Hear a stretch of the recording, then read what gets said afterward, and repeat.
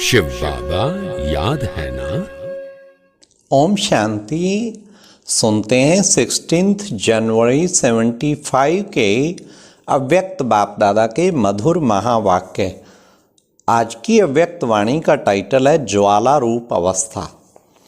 आज की मुरली में बाबा ने बताया विनाश की ज्वाला संपूर्ण ज्वाला का रूप कब लेगी। बाबा ने कहा कौन सी धुन रहे जिससे उपराम अवस्था हो जाए। नेक्स्ट, महाविनाश और विश्व परिवर्तन कब संपन्न होगा। और लास्टली बाबा ने अव्यक्त फरिश्ता स्थिति का क्या प्रभाव अन्य पर पड़ेगा। तो सुनते हैं 16 जनवरी 75 की मुरली ज्वाला रूप अवस्था।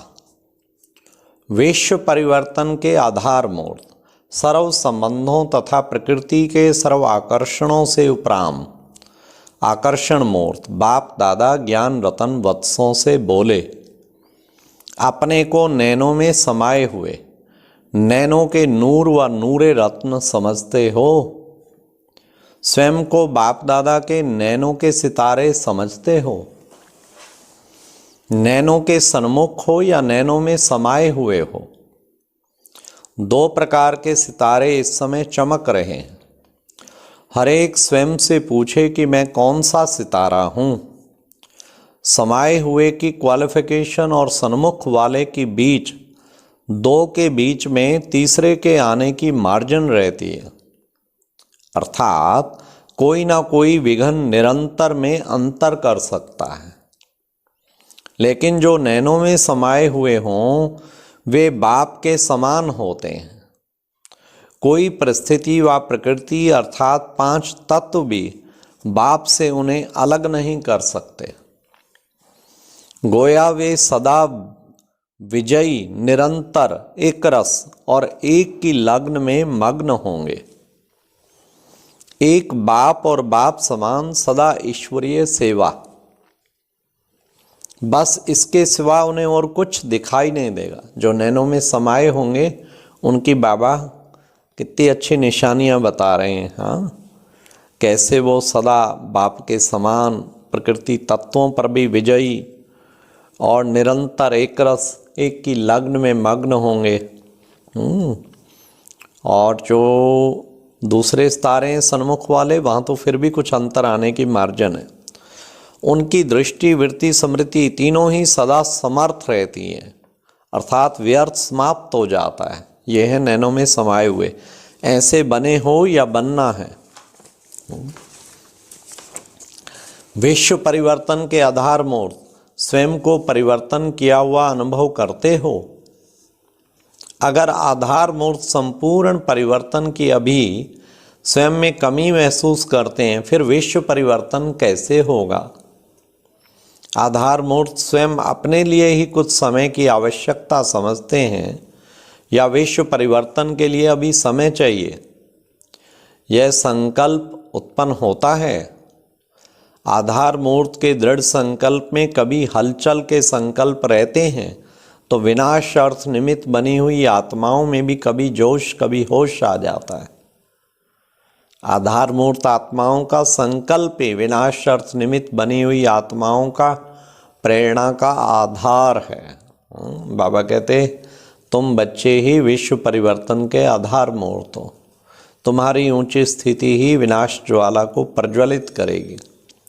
तो अपने आप से पूछो कि प्रेरक शक्ति सेना का संकल्प दृढ़ निश्चय बुद्धि है और स्वयं एवर रेडी हैं।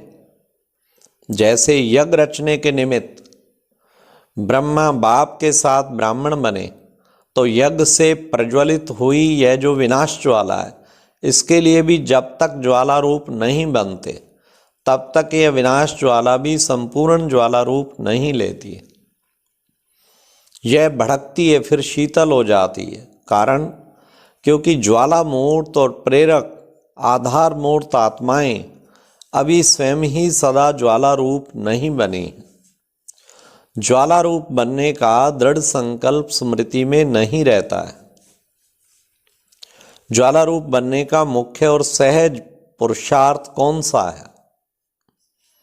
मेरा तो एक शिव बाबा, किसी ने बोला। यह स्मृति सदा रहे इसके लिए भी कौन सा पुरुषार्थ है?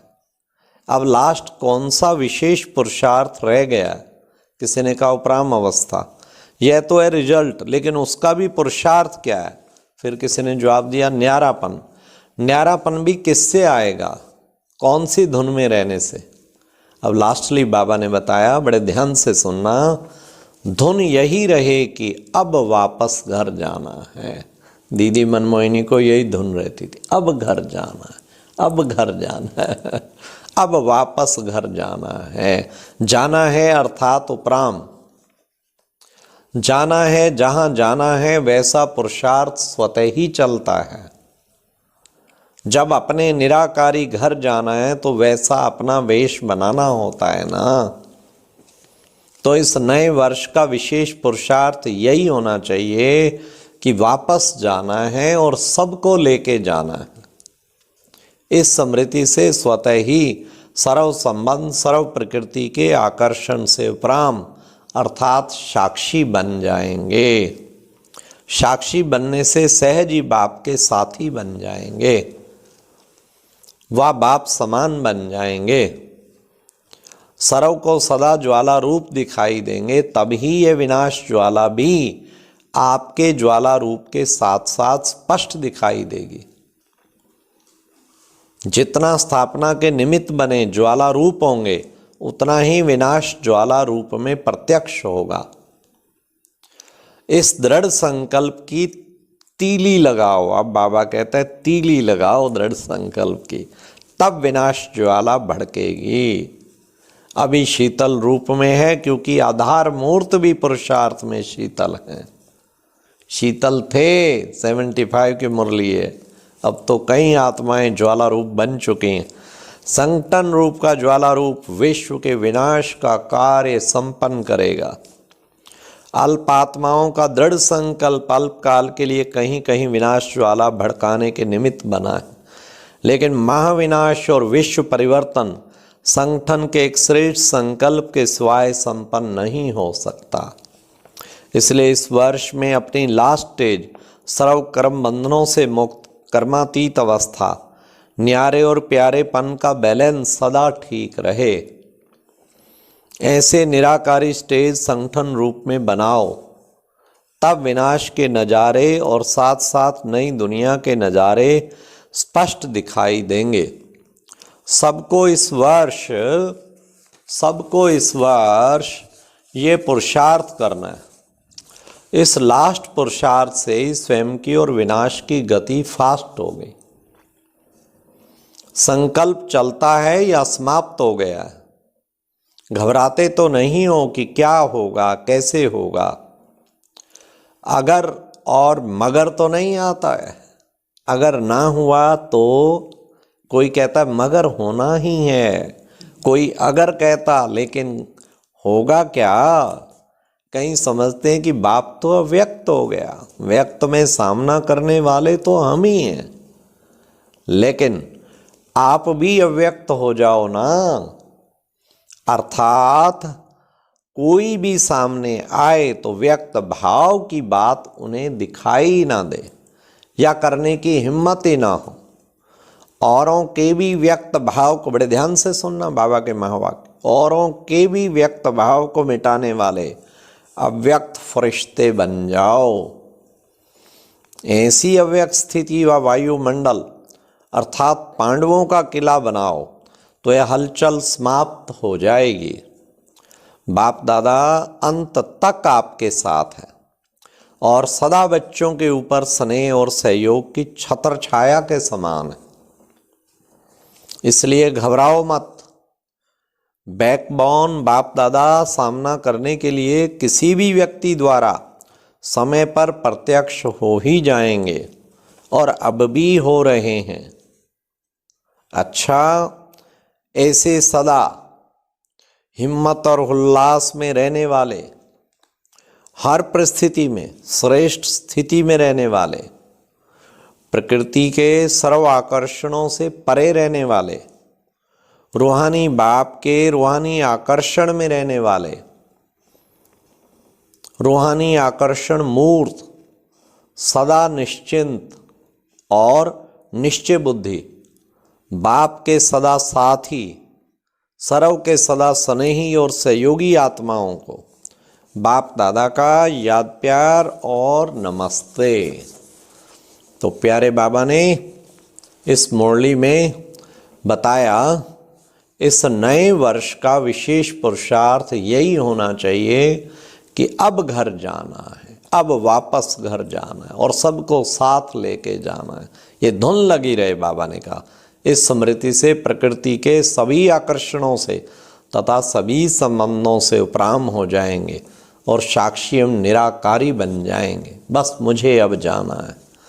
साक्षी होने से सहज ही बाप के साथी बन जाएंगे और समान बन जाएंगे। जो वत्स बाप दादा के नैनों में समाये हुए होते हैं वे बाप समान होते हैं। कोई भी परिस्थिति, प्रकृति का कोई भी रूप उन्हें बाप से अलग कर नहीं सकता। वे सदा एक की लग्न में मग्न होते हैं। फिर लास्ट बाबा ने इस मुरली में ही बताया किसी भी परिस्थिति में घबराओ मत, क्योंकि बाप दादा का स्नेह छत्र छाया के समान है। वो कभी भी किसी व्यक्ति द्वारा प्रत्यक्ष हो जाएंगे। अच्छा, ओम शांति। ये थी आज की अव्यक्त मुरली। यह एक बहुत अच्छी वीडियो भी जरूर देखें।